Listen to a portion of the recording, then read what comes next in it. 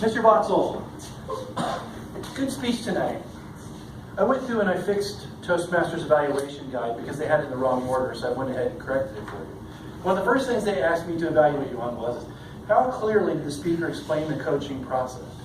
I'm going to say you explained the coaching process very well, probably a little too much.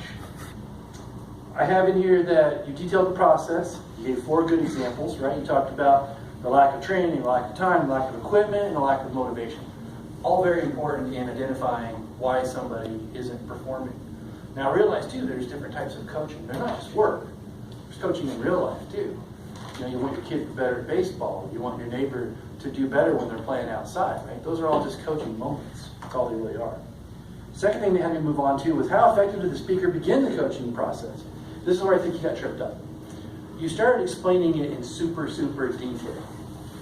I would say you almost literally read for me the description of what you're supposed to do for your speech. And that was kind of the downfall of the speech, is where you kind of got hurt.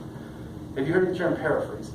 Paraphrasing means that you read through it, but then you summarize in your own words. I would like for you to use your own words to tell us about coaching, and not the dictionary definition, because that gets long and tedious and drawn out. And it's not as fun, it doesn't draw you in, right?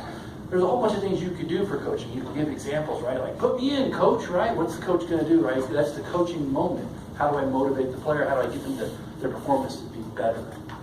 Then they had us move on to, did the speaker focus on describing behavior rather than evaluating or judging in your role play? And you didn't, because you got short on time.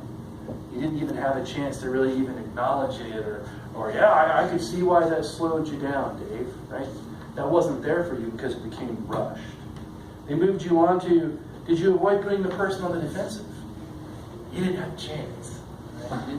Dave could have made, because in this situation, you wanted Dave to give you an excuse of why he couldn't do it, so that he can kind of get defensive. You're like, oh, could you have done that better? And he goes, well, I think I really did a good job. No, I'm not disagreeing with you, Dave. Right? I'm just bringing up these points.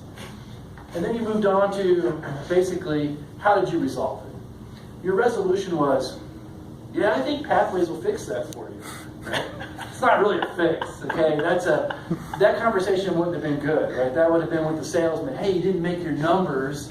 And he's like, yeah, but there wasn't people. And you go, yeah, I'm sure you'll get it next month, right? It's not really the coaching that we're looking for. I really think you could have probably done a lot more with this if you'd had the chance. And it might even be worth doing it again. But I want to remember, they gave you times in here to work with, and you should definitely follow in the assignment. It says things like 4 to 5 minutes about coaching, 1 minute of introducing your scenario, 3 to 5 minutes of doing the role play, and 2 to 3 on your conclusion. If you stick to those numbers, I think your speech will be within time. Time management is the #1 thing I recommend. Thank you.